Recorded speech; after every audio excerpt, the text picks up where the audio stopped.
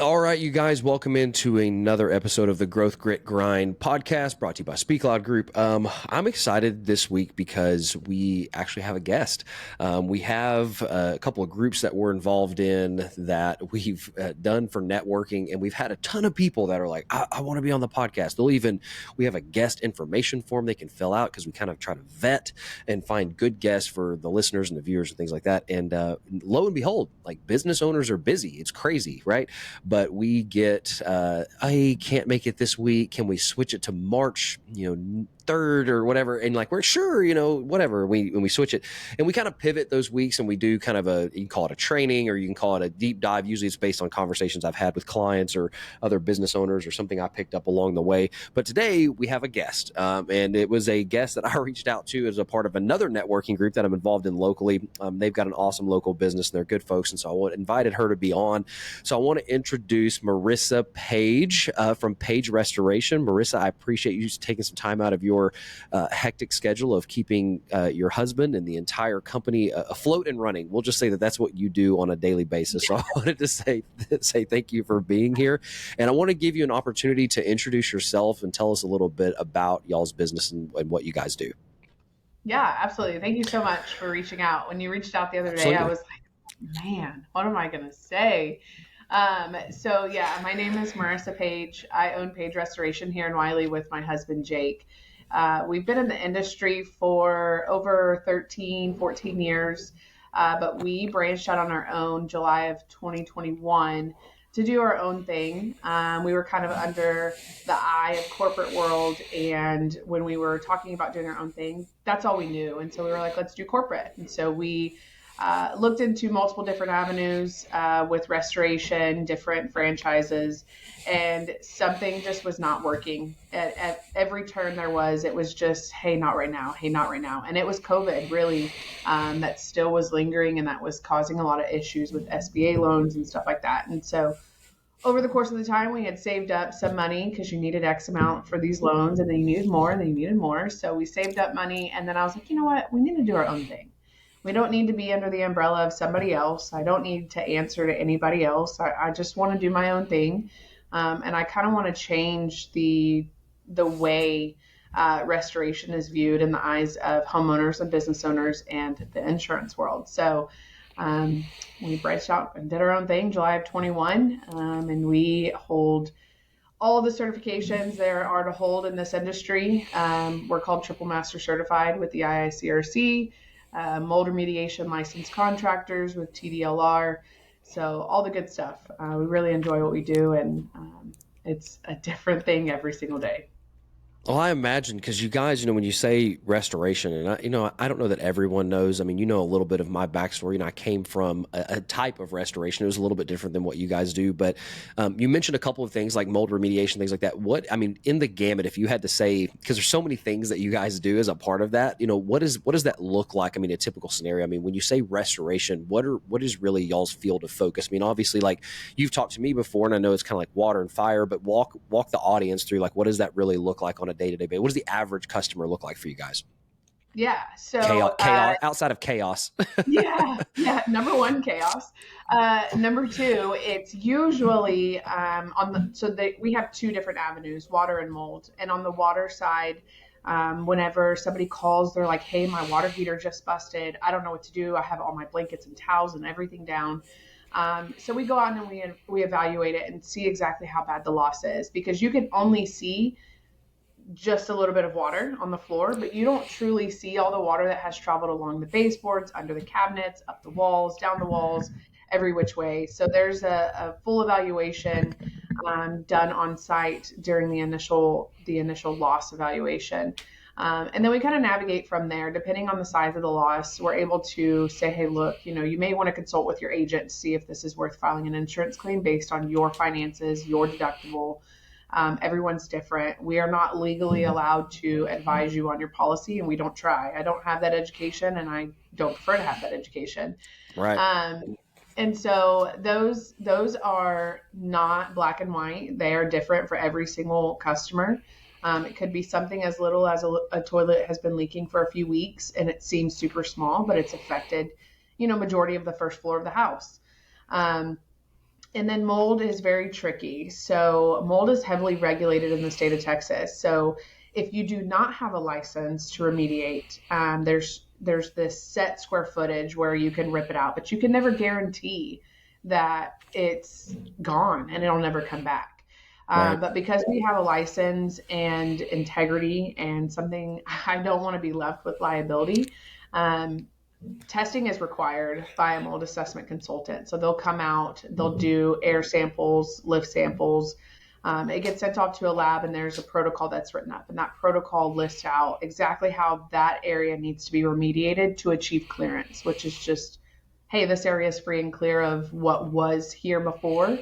And then we get a certificate to sign off on that releases our liability. That also gives the homeowners and business owners a peace of mind that that mold has been, one, identified, two, remediated, and three, it's gone. It's not coming back.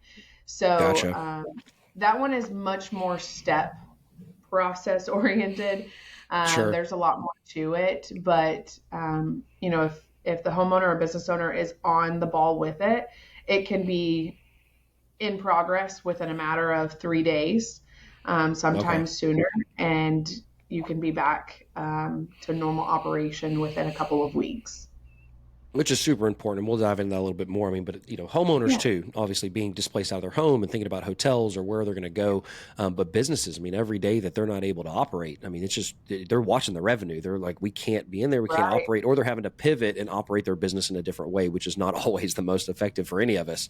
So, Right. you guys launching? I mean, you talked about kind of being on the corporate side. I mean, so you and Jake both were doing this before. Jake was doing it before, and you were kind of the mom, or what were you doing before? I mean, I guess walk me through that, and it's segue it to, did y'all have a certain moment? I think it was Ashley Bledsoe. We had her on that. She said, typically entrepreneurs are born out of a couple of different things, and it's usually like desire or want or desperation. And she kind of walked through her story. So, I mean, I don't know if that rings true for you guys, but walk me through that, kind of what y'all were doing before, and then the moment that y'all had like that light bulb moment of either fed up or had to, or what did that look like for y'all?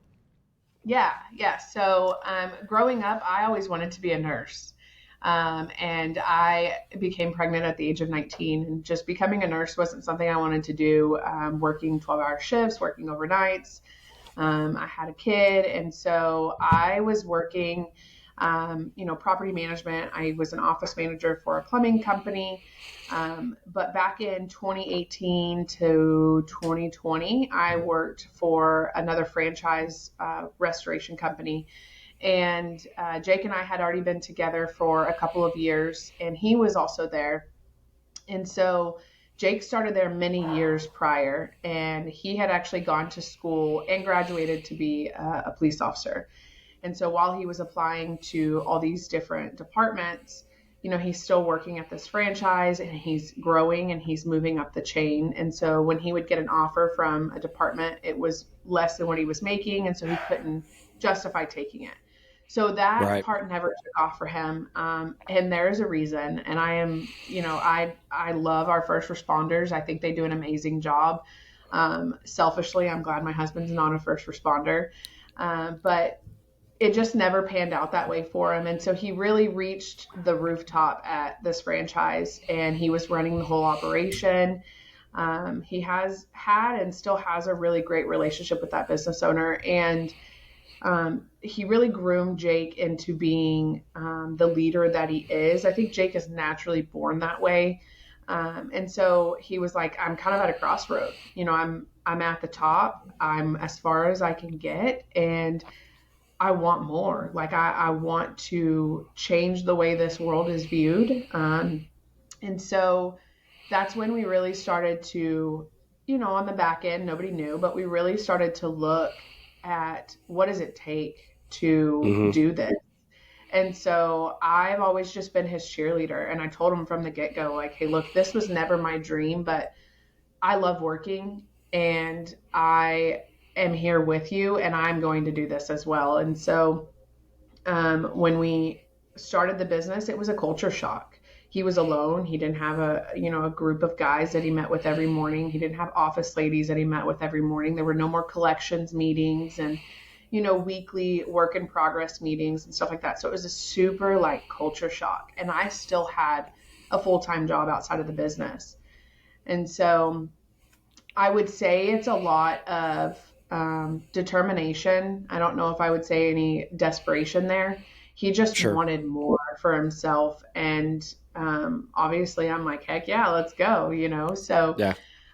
I ended up being laid off from my job 2 months into us opening the business. And that was not the plan. Great timing, right? Yeah. Yeah. So I was like, oh my Lord, you know, like, so now we have no income, you know, and we're really pinching pennies and we're really like out there hitting the ground running, trying to, you know, get jobs where we can. And it was just, it was such a weird time. And I remember, I want to say a week after being full time with the business, I found out I was pregnant with our third kid. And I was like, this is like, this cannot be happening, you know?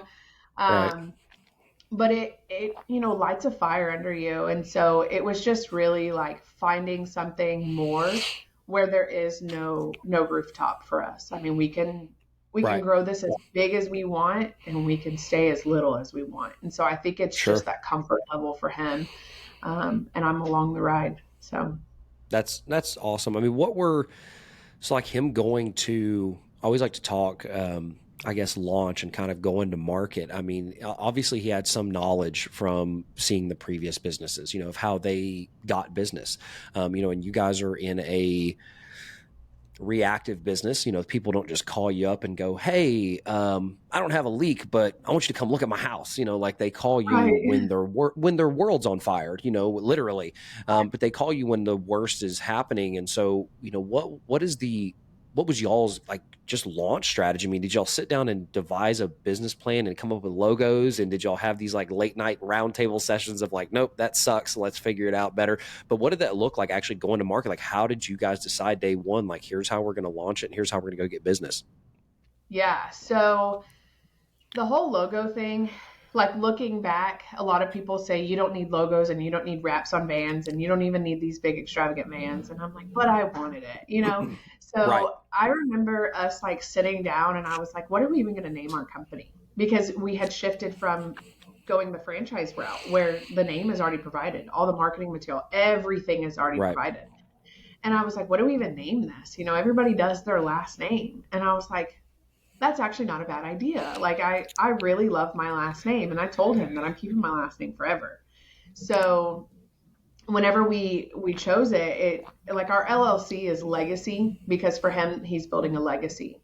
And so I was like, That's I don't awesome. want our, you know, I don't want our DBA to be legacy. I want that to stay kind of like on the back end of things. But um, so we sat down and we really honed in on what we were going to have our logo look like.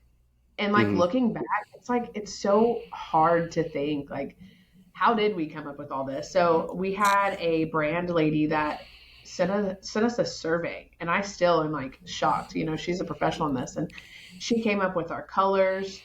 She came up with all these different things that really honed in on our attitude, our audience, our target audience, and like all these different things. And I remember her sending over these proofs, and I was like, that looks like crap. I do not like that. I don't like that. Like, I'm picturing it on vans and business cards and stuff like Sure. that. And so we went through quite a few. Um, and then we did create a business plan that I looked at the other day, and it's kind of funny. You know, you look back and it's like these projections. It's like this is how much I'm going to have in the bank, and this is how much my monthly expenses are going to be over the first 2 years. And I look at that and I go, I was a little naive, you know, but it You don't know what you definitely, don't know. yeah, yeah. So we do still have a business plan. One thing about us is we do not have an exit strategy. A lot of Yeah. people go into business and they're like, all right, in 5 years, 10 years, I'm gonna sell this thing. And I just Right. don't. Like my heart is so into this. Like I can't even think about selling it. And it's almost offensive, you know, and it's not. But if somebody were to call me and say, hey, I'm gonna offer you like millions of dollars, I'd be like, not worth it. Not taking it. Right. I love it, Right. you know. So yeah, there was definitely and still is a lot of late night talks on what are we going to do now? How do Yeah. we keep growing and this and that? So Well, yeah, and I think that we It's cool to hear that. So, and I don't know how much you know about when we kind of, I don't want to call it rebranding because we didn't really rebrand, but when we went the direction of, we launched as Speak Loud Media, and that was what everyone knew us by, and it's actually still on the truck.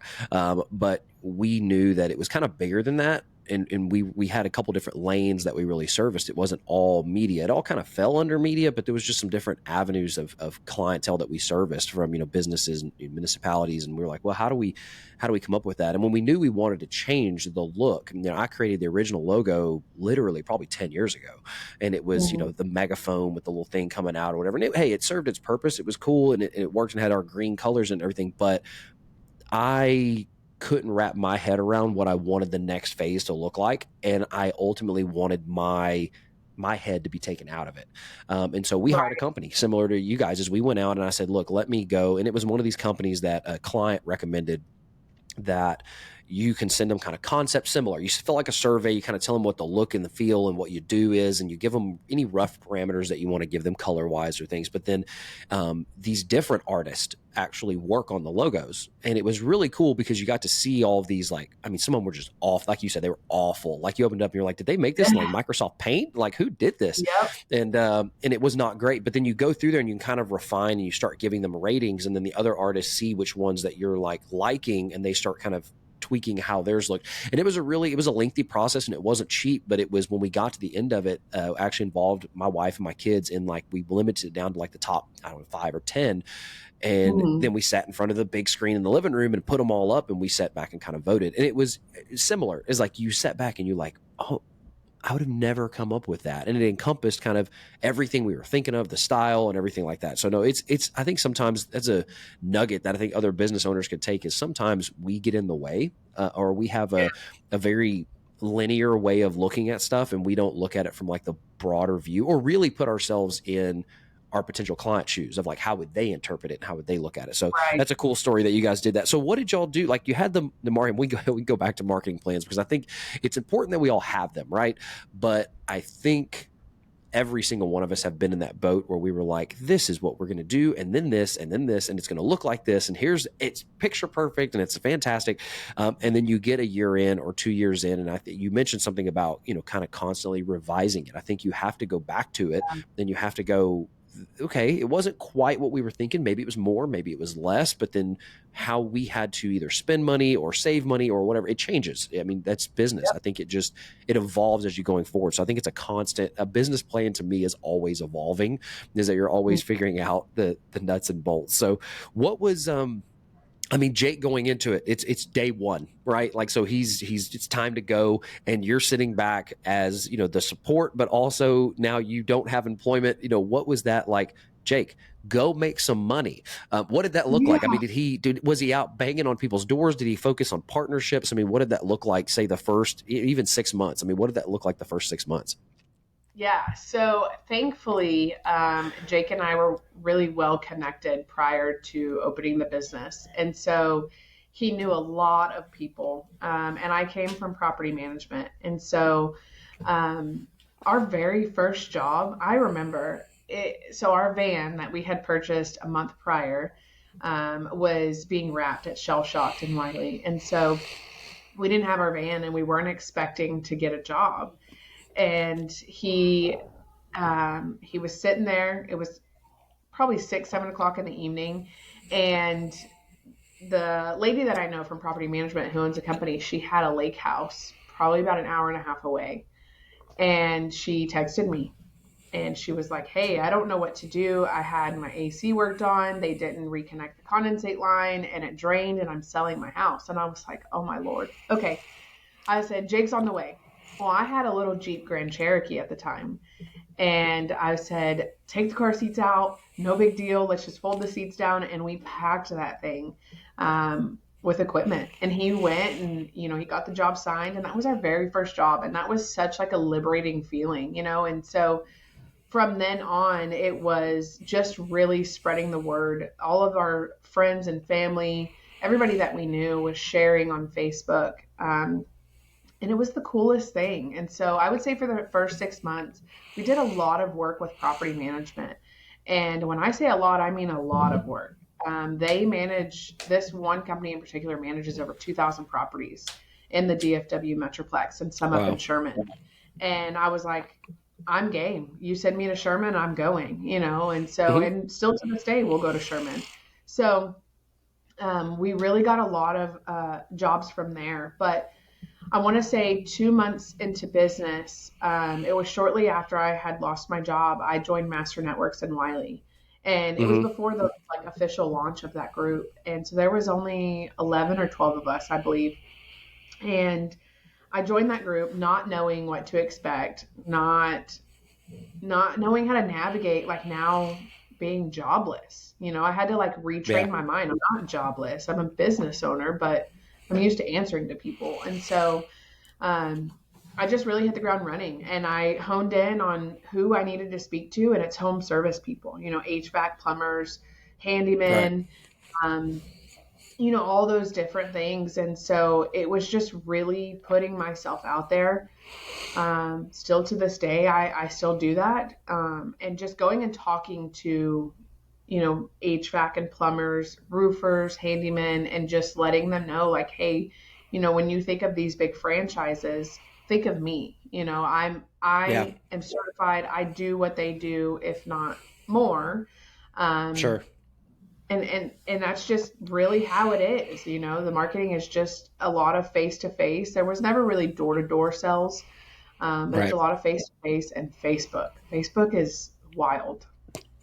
It's a different, I mean, that's the world I play in, and it's an interesting place, but it's valuable. It's valuable Yeah. to those of you that, I've watched what you guys have done, and we've talked about what y'all are doing, and, in other conversations, but it's invaluable. I mean, that it's there. I mean, it's free advertisement. You've got to work it. You've got to know how to work it. You got to have, you mentioned your community, the people that are around you. You have to have your community that's willing to support you. And it goes beyond, friends and family. Talk about networking groups. It goes beyond, just your initial reach. And I think that's where people stop, Right. is they, in the classes I've taught and the people I've talked to, like so people stop. They create the content or they make the post and they see no immediate ROI on it. And they go, well, this sucks and it doesn't work. And it's just a waste of my time. I'm spending hours a week, posting this stuff or playing in Canva and trying to create these different things.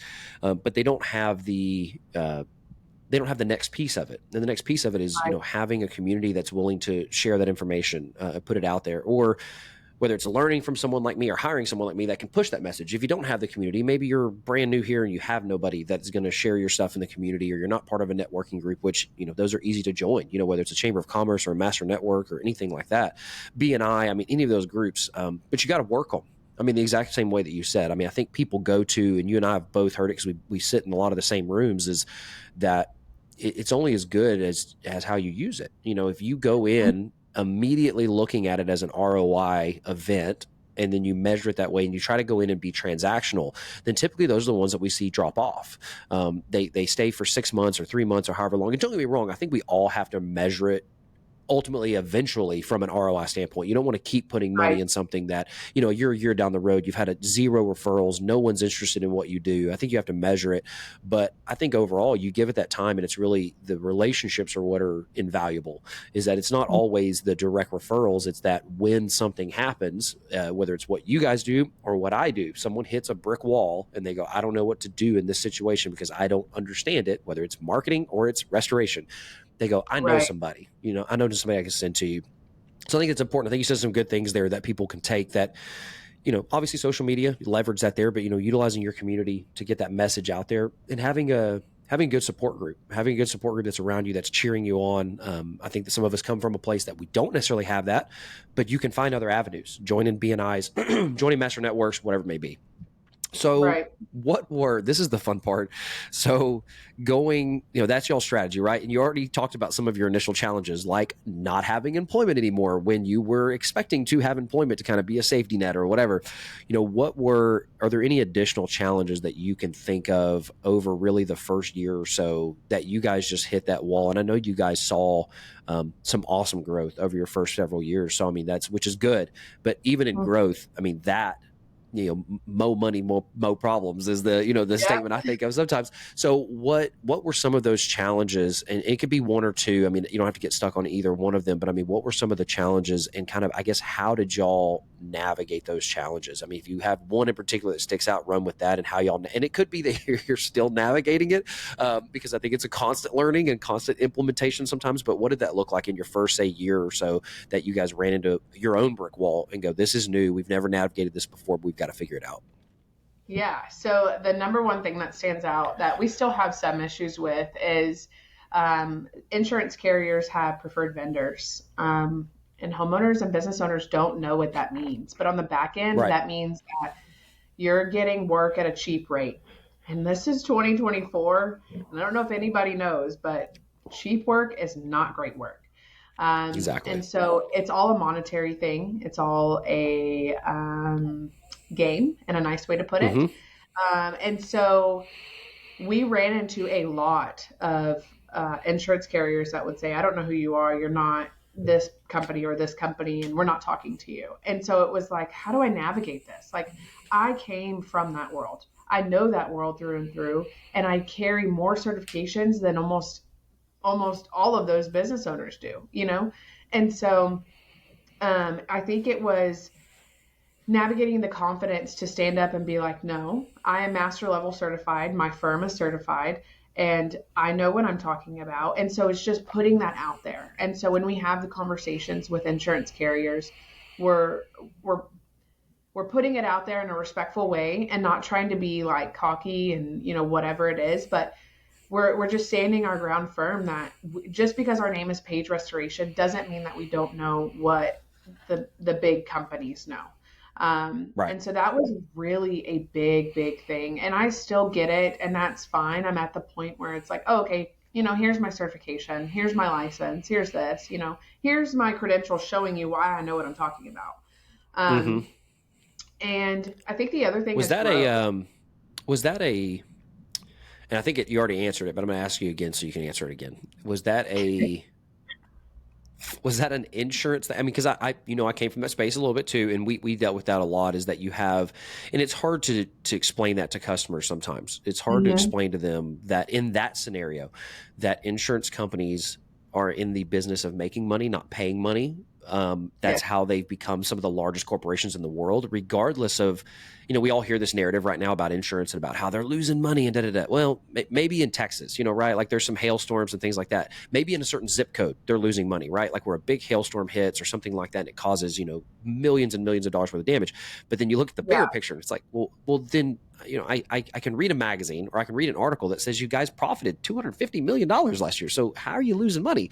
So that's a conversation for another day. But I Yeah. think it's hard to explain that to customers of like the preferred vendors. If they hear that, and the insurance companies have set it up on purpose because they have preferred pricing with them, is they have it set Mm-hmm. up to where if you're the preferred contractor and we get you this work, which is in my opinion a complete monopoly and ridiculous, but it's how they run their businesses. Is they set these things up and they get folks like you and like us back in the day to agree to these ridiculously cheap prices, and they were set prices regardless of variables and things like that. And ultimately, you couldn't do the job right. Like you had to, and we never did it, and that's I'm assuming why you guys haven't done it. But you have to explain that to a customer of like they hear preferred contractor, and to them that means best. These insurance Right. companies are working with the best contractors, and so for you to Right. be able to come in and have to explain, not necessarily, it's that they have agreed to a certain set of pricing. Whereas we want to service you to the best of our abilities, and you are our client, not the insurance company. So I think you hit some things there. I mean, but was it whenever you're dealing with that, talking to the insurance carriers, relaying that to the homeowners, was it more of a brand recognition thing? Was it more of a mentality thing for you guys to go, you know what, we are who we are, and they're going to treat us however they want to treat us. But at the end of the day, we're just going to stand up for ourselves, and it's going to be very matter of fact. Like we're here to help this customer, and you're going to work with us one way or the other. What was it, more of one or the other, or was it a little bit of both? I would say it was more mentality. So over the years, I've equipped myself with the knowledge of how to combat their games. Yeah. So, for instance, what I tell my clients is, hey, I use a software called ExactMe. ExactMe is owned by insurance carriers. The Right. pricing in Xactimate is made up by insurance carriers. I don't make my own price list. And I don't do that Mm-hmm. because one, it takes too much time. And two, I have it all right there, like with Xactimate. So Mm-hmm. I have to overly explain that to them that I'm literally using their pricing. I just know how to Right. use their pricing and I know how to charge for what I'm doing. And they don't want me to know that. And Sure. so it's really like sitting the client down and just saying, hey, look, sure, those vendors may be great. I don't want to speak badly on them. They may be great, but they may also not be great. There is a Sure. vendor program in place for a reason, and it is optional. And I choose to opt out of it. I do not set up my company with any vendor programs because I value your home and I value you, and I want to make sure you're fully indemnified and taken care of. And Right. so just explaining that to them, and they always come back to me with, well, what if they don't pay your bill? Well, I've got some friends in my pockets and their names are Yeah. public adjusters. Yeah. And I know that they'll pay my bill. If the claim is approved, there's no reason they shouldn't. It's just a Mm-hmm. monetary gain. And I don't ever want to sit there and say, insurance is terrible and this and that because it's there for a reason. But I think it's Right. when you're equipped with the knowledge to know how to combat them, it's key. It's so Yeah. valuable, and that's something that all of my employees are trained on. And that's something I fully expect in the first initial conversations. They need to understand that I'm not the cheapest person, but I'm not the Sure. cheapest person because I do quality work, but I use Right. insurance pricing.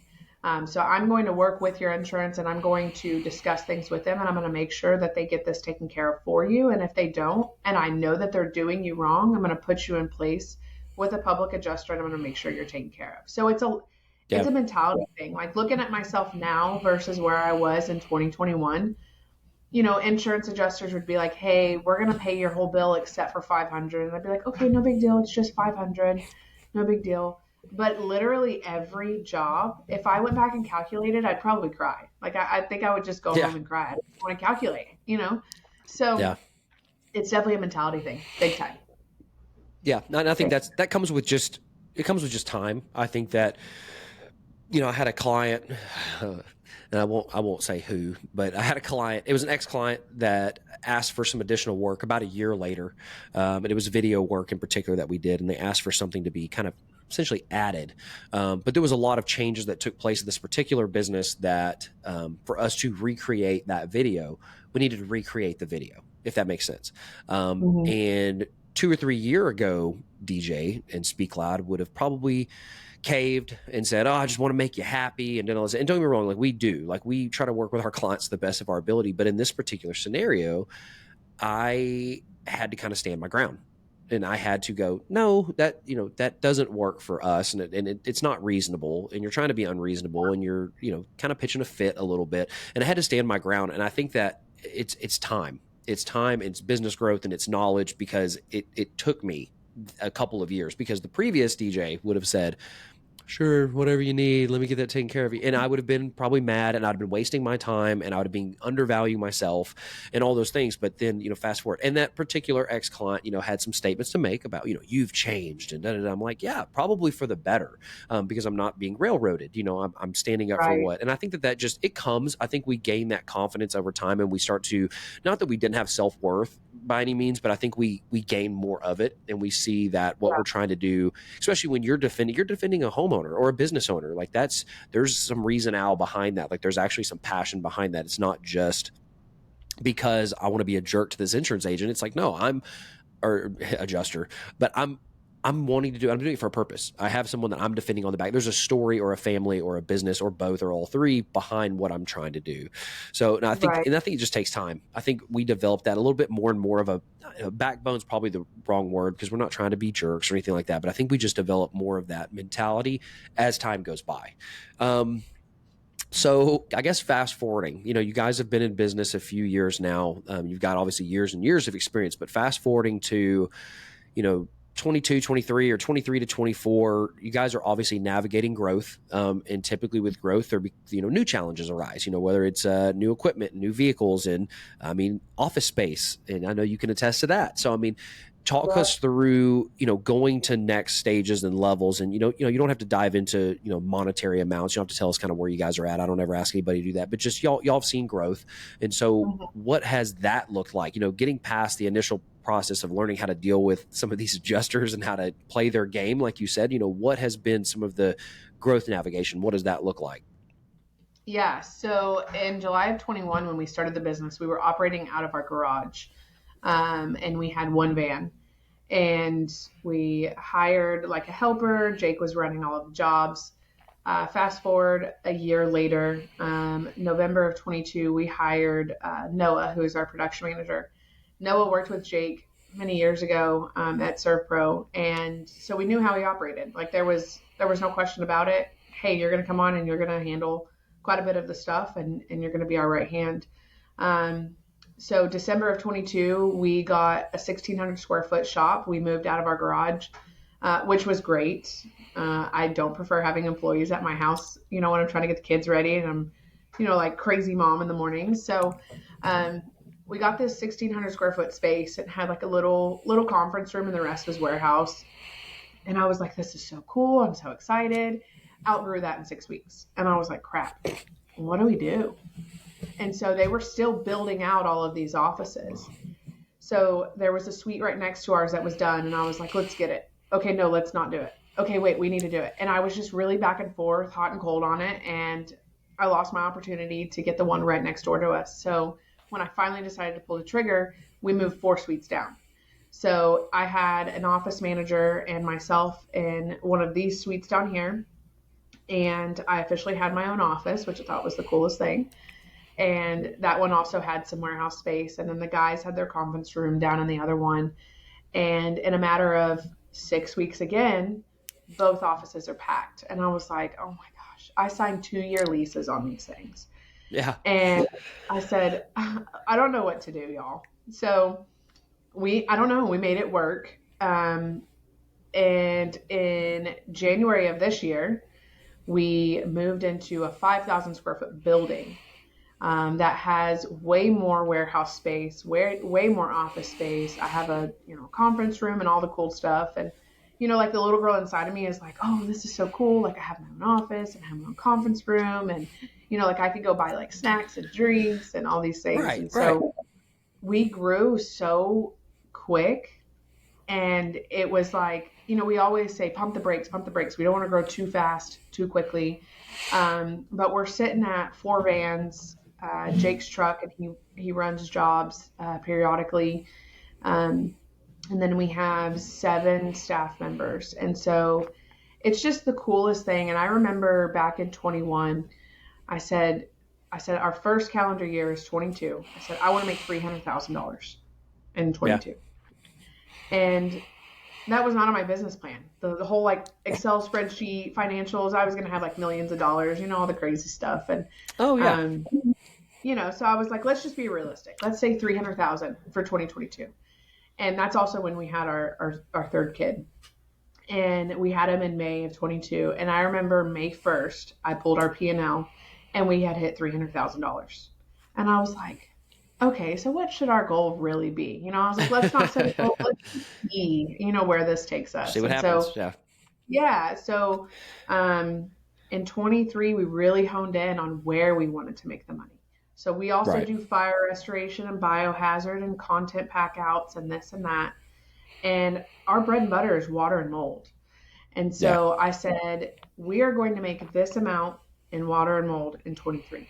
And we surpassed that by September of 23, we surpassed it. And I was like, man, I'm doing good. Pat on the back, So, this year we set a little bit of a higher goal, and I think we'll surpass it. But I think it's just having that realistic mindset that I'm not going to say I'm going to make $10 million in 365 days. It's possible, but I'm not going to. I don't want that headache. So, growth has been weird. It's been very weird, but it's been fun, navigating all of that. You got CPAs, and they're like, hey, you need to pay the IRS. And I'm like, I don't want to pay the IRS, but I do. I don't like those guys.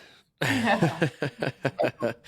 And I think I think that we have, I heard a guy talk, a while ago, where you have like you you could have your realistic goals where you're looking at, P&L from the previous year, the first quarter, second quarter, whatever, and you go, okay, realistically it's X, Y, or Z, but then it's good to have your unrealistic goals as well. I think because it gives you something now to a certain degree. I think that you don't, sometimes that's a you and Jake conversation and maybe some of your most inner circle of like, this is ultimately where we want to go, or not ultimately, but this is where we want to go in the next year or 5 years or 10 years. And I think having those, it gives you something to shoot for because you can start to picture like, what would that look like? How would our lives change? How would our families' lives change? How would those who work for us and that are with us right now at, 7 people, what would that look like at 17? And that's probably a headache you don't want to think about just yet. I mean, but what would it look like for them? It's the bigger picture, I think, that we look at and go, what would it look like for everybody at that point?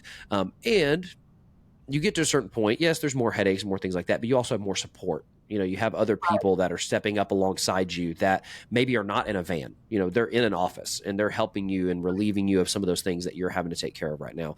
So, no, I agree with you. I think growth is always strange. I think that growth is uncharted waters. Like, that's only what growth can be. It's a place you've personally never been. And so it can be uncomfortable. It can be weird. It can be strange. And sometimes it's even, I've talked to business owners before that are like, it's uncomfortable to talk about. Like when you start talking about even numbers, which I'm one of those that I like numbers, and not for the purpose of like being able to say I did this or another company did that or I helped a company do this. I like numbers because I don't know, there's something about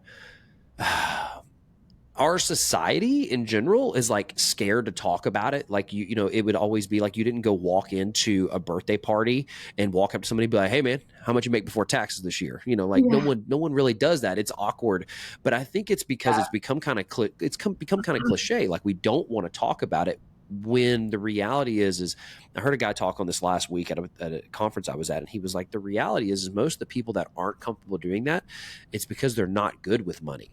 Like, we don't want to have those conversations because they're not doing what they should be doing. They're not making as much as they should be making. They're not, you're not growing, like they're static or whatever. And he was like, no, like, he's like, I want to walk in rooms where you have those conversations. You're like, yep, we did, $14 million last year. Like, man, that's freaking awesome. We did 18, whatever. What did you do to go to 14 to 18? Like, he goes, I want to have those people. Like, that's the conversations I want to be involved in. But I still think it doesn't matter if that 14 turns into 48. It's still weird. It's still a different conversation of going, man, what? It's just different. Like, every time you go through a growth phase, which I think businesses, small business, medium business, in the first 10 years, you're constantly growing. I think maybe at a certain point you hit kind of either a pump the brakes thing, like you said, where you're like, okay, now if we're going to go forward, we got to figure some of these systems and processes out at 10 million or 15 million. Like, we've got to figure some of those things out, because if we go to 20 or 25 with these current systems, it's going to be broken and we're going to drop balls. Customers are going to get mad. Employees are going to get mad. Like, we've got some things to figure out. So I think you hit a certain point where it's a little bit of a stride until you figure out systems and processes. But I think it's constant growth. I mean, it's just, you're constantly swimming in waters that you've never been in before. And that's what's, to me, it's fun on the back end. Like, hindsight's 2020. You get on the back end of it and you go, man, that's the pat on the back. Like, I don't know how we did it, but we did it. We survived. We made it through. We figured it out. And I think that's the true spirit of like an entrepreneur or business owner is like, we just kind of, we don't have a life raft. We don't have anybody else outside of our circles of friends and people we trust. We don't have anybody that's coming in with the rescue boat. Like, we've got to figure it out. So and it's important. It's important, but I think it's important to have the insight that you had on it is like, we're going to figure it out, like, regardless of whatever it takes. And if it's painful or it hurts or we learn a lesson from it, regardless, like, we're going to figure it out one way or the other. What we're looking forward, we're talking about growth. Might as well, that we're on like the next to last question here, but looking forward, is there anything on the horizon for you guys? I mean, like, what's next for you guys? Obviously, you just moved into your new facility, and so that was kind of your next big thing. So I guess I'm a month or two behind on getting you on the podcast. But what do y'all have anything that you're looking forward to? And I mean, obviously, don't give away any secrets or anything. I mean, but what are y'all looking forward to going over the next couple of years? Is there anything big or certain things that y'all are wanting to focus on? Add vans, employees, like, what are y'all working on? Yeah, so I think Jake and I really reevaluate everything. I would say every quarter. And this first quarter has just been a blur with moving and all of that, and this little freeze that we had last month. But since this quarter is almost coming to an end because it comes to an end so quick. That's a conversation that Jake and I will sit down and we pre-plan over the next 3 months. And we have a bigger picture, obviously. I would like to tell you that I want to have, 10 trucks total or, this many employees. I don't know. Yeah. Because it changes. And so with the Texas weather, like I could triple my revenue this year, or I could stay the same. And Sure. so it's really hard to say, but I do know that we're looking at purchasing another van and hiring another technician. And all of Awesome. my technicians are expected to be trained to run a job. I know Right. some companies have a sales guy and then like a tech guy and a do guy and a this and that. I want my guys to know how to get a job signed and do the job. Right. And so ultimately, in the next few months, I would like to add on another team member to where Jake can really start to step back and oversee the business and work on the business instead of in it. Sure. And that's kind of where I'm at as well. But it's hard for me because I love working. I love getting up. I Yeah. love coming to the morning meetings at 7:30 and being in the office and answering phones and just being an employee. I love that. So ultimately, we want to grow and we want to add more staff and more vans um, to take ourselves out of the equation on the day to day. But I don't know how easy it's going to be to get me out of the equation. And I Sure. really don't know how easy it's going to be to get Jake out of the equation. So um, there is growth in the future. We're constantly buying more equipment to sustain the workloads that we get. And I want to say we buy equipment every quarter. And if anybody knows anything about equipment, it's a big lump sum. So Yeah. it's definitely a big investment. But growth always, and we just review it every 3 months. And I'd like to add probably 2 or 3 more people this year. That's awesome. That's awesome. I think it's a great way to look at it. And I don't know that everyone looks at it that way. I mean, just being able to get through a quarter and look at Yeah, it, I think that's it. Having incremental strides, I think, is super important because I think some people get caught up in they don't look at anything until the end of the year. They go, yeah, how much money did I make, or did I lose, or what decisions should I be making, or they rely solely on their CPA to tell them what to go buy or spend money on or do whatever. I think that we need those pause moments. I mean, my wife, we sit down now. She works outside of the business, but she, it's something that we're working very aggressively towards, and it's not so much for us a revenue thing per se.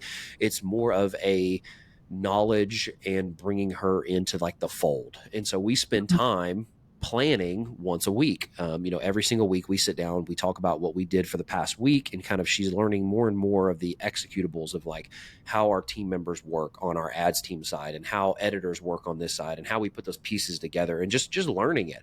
But we're spending that time and talking through like what we spend money on and the subscriptions and the fees and like just all this stuff that entails that as a call it a solopreneur or whatever that didn't have anyone else. Is like and I don't know what role you and Jake have, and that'd be a fun conversation to have in another day, but like typically there's like a visionary like CEO side that is your like typical entrepreneur that has the vision and sometimes misguided, but we have all the ideas. It's like yeah, that would be cool, and then that's you Jake. have typically that I could see that. I mean, I probably could answer that question just enough in our conversation. Yeah, But then you typically have, and this is ideally, if I had to peg it, it would be you, is that you have your integrator, and your integrator is the other side that sits back and goes, here are your ideas, but here's all the reasons that it either A, won't work, or here's all the steps we need to take to make it work.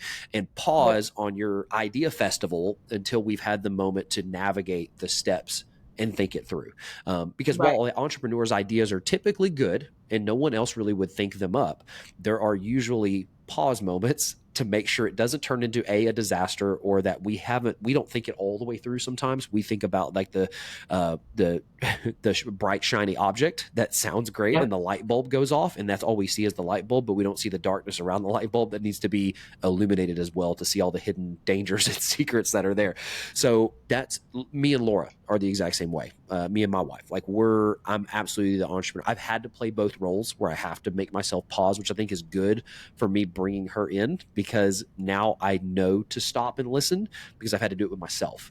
But you guys Right. having that, y'all already have that team mentality there. But I think it's important. You have to take the time to review where you've been, and I think historically, but also in the immediate past, and then go, this is where we kind of based on that, this is where we want to go in the future, and making those plans ahead of that next quarter. And you're right. I cannot believe it's already March. I don't understand it. I really don't. It's unreal. Terrible. And I think it's, it works the time works even faster with kids, because it's like, it just doesn't stop. Like, it just keeps going. Oh yeah. So that's the way it is. We should do a whole nother episode. I should bring several of you on. That's actually a good idea. You gave me one without you even trying to give me one, but I think it'd be a good episode to have, like, we just have a full episode about being entrepreneurs and business owners with kids. I think that's a whole nother topic for another day. But I think it'd be a good one. Have like several of you guys on here that we could talk through these challenges, because those are challenges in and of themselves.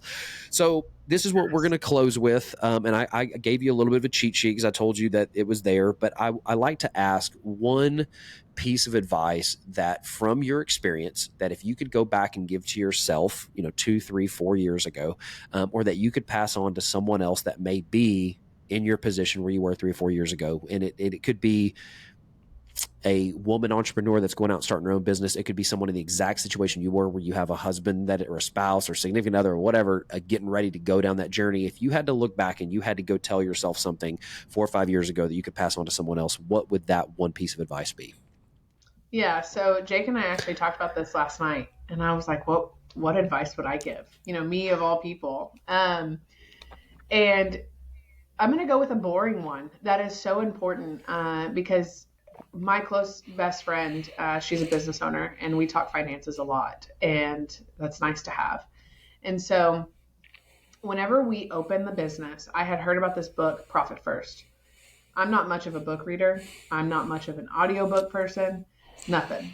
And so I listened to the book, and there's all these different accounts that he talks about setting up. And I took one account out of that. And if I could tell every business owner to have this, I think they absolutely should, especially when they're growing at a rapid pace. So obviously you have your operating expense account where all your money comes in and all your money goes out. Some people are smarter than me and have 2 accounts. Money comes into one, and then they allocate money in other. See, I don't do all that, So, but I have a profit account. And when we started the business, still to this day, the first of every month, I sit down and I review everything that was deposited the last 30 days. And I move, at the beginning, it was 1%. Because I was like, it sounds like a lot of money. I'm just going to move 1%. And it's typically used for the business owner themselves to go like have fun and invest in themselves. So we have never drawn from it. And to this day, I think I move 5% every month into this profit account. And the reason this account is so important is because you don't look at it. When you look to see how much money the business has, you don't account that money. I couldn't even tell you what's in there. I just don't look at it. But when you grow so rapidly, depending on how you're structured, I'm no tax professional, and your CPA emails you on your birthday, a couple years ago, last year or the year before, and says, hey, can you make an estimated tax payment of $15,000 to $20,000? And I'm like, why? Why would I do that? Right. So I had to have a come to Jesus moment with my CPA to figure out why I'm paying them. And he had to have a come to Jesus moment with me and tell me, well, Marissa, you've been very successful. So you're making some money. Pay. And I'm like, well, I don't want to pay. So it doesn't mess with my operating expenses. And so we had to draw from that, which, I mean, we don't take that money for ourselves, but the profit account is the biggest thing. And I think once you get comfortable after moving 1%, you start moving 2% and then 3%. Sure. And then you get it up to whatever percentage you want. And that is our safety net. And just knowing that is there is, I mean, a lot of business owners have anxiety, and there's a reason for it. And so just knowing that that's there in hard times, or in times where you've dished out all this money during a freeze event and now you're waiting for all this money to come in, it's nice to know you've got a little bit of a cushion. So that is the biggest thing that I like to tell everybody that is going into business, already in business. Start a profit account and move money out of sight, out of mind, and use it later for yourself or use it later for the IRS, whichever one comes first. So, right. Yeah. And it's going to come one way or the other. No, that wasn't boring at all. that wasn't boring at all. I think that's a great piece of advice. I think that, that's one thing. I was at that conference last week, and it was something that one of the speakers that really drew me in is he talked about money, and he said that, and I'll use us two as an example. He used someone else in the audience. He goes, but you are a restoration professional. Restoration like the back of your hand, maybe better than most. I'm a marketing expert. I know marketing and advertising on the digital side probably better than anybody else. But what most entrepreneurs and business owners don't know is they don't know money. And they were never taught how to really know how money moves and how it works and how the 1% of the 1% of the 1%, what they do with their money and how they do it with their money. And it doesn't matter. You can have the best financial planner. You can have the best CPA on the planet. Some of them, because they don't have clients that are the 1% of the 1% of the 1%, they only know what they've been taught. And so I'm a student of money, and it sounds like you are too. And I think that is one of the biggest pieces of advice. I mean, back when I had a roofing company, God, way too long ago. I don't even want to say how long ago, but a long time ago, I had it for several years, is I didn't know. I was young. I was fresh out of high school. I didn't know what to do with money. Like what I did with money is I spent it. I went and got season tickets to the Texas Rangers, and I went and did everything. I sat back and went at the end of the year and went, where's my money? I had money, and I'm looking at, papers, and I'm going, and that's what the guy talked about. He was like, as business owners, like you look at a profit loss sheet and go, I have money, but I don't have it. I have it, but I don't have it. I had it, but now I don't have it. And like, he's like, that's how it works because you weren't taught what to do with it. You were taught to go write it off, and like, that makes you feel successful because I went and wrote it off, and it's like, don't get me wrong. We all have write-offs. Like that's the way things work in this world. But he was like, no, the idea is that you keep it. It's not that you had to go write it off and that's how taxes or whatever. He's like, no, it means that you don't have it anymore. It means you have something shiny, but you don't have the money.